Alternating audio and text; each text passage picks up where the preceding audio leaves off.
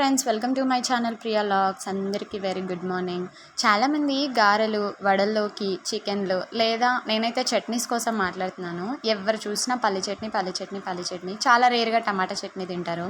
ఒకసారి ఇలా కూడా ట్రై చేయండి, చాలా బాగుంటుంది. ముందుగా అయితే ఒక 2 స్పూన్స్ వరకు పల్లీలు వేయించుకొని పక్కన ఉంచుకొని తర్వాత ఆయిల్ వేసి 2 చిన్న సైజ్ టమాటో, 5-6 పచ్చిమిర్చి, 2-3 వెల్లుల్లి వేసుకోవాలి. చిటికెడు చింతపండు, చిటికెడు పసుపు, కొద్దిగా పుదీనా వేసుకోవాలి.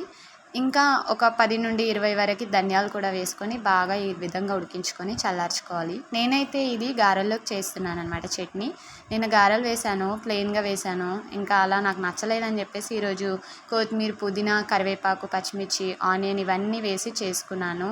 ఇంకా చట్నీ కూడా మిక్సీ చేసేసాను అనమాట. దీన్ని పోపు వేసుకుంటే సూపర్ ఉంటుంది, కలర్ఫుల్గా, చాలా యమ్మీగా, స్పైసీగా. ఒకసారి రెసిపీ ట్రై చేయండి. వీడియో నచ్చితే లైక్ చేయండి. మరిన్ని వీడియోస్కి ఛానల్ సబ్స్క్రైబ్ చేసుకోండి. బాయ్.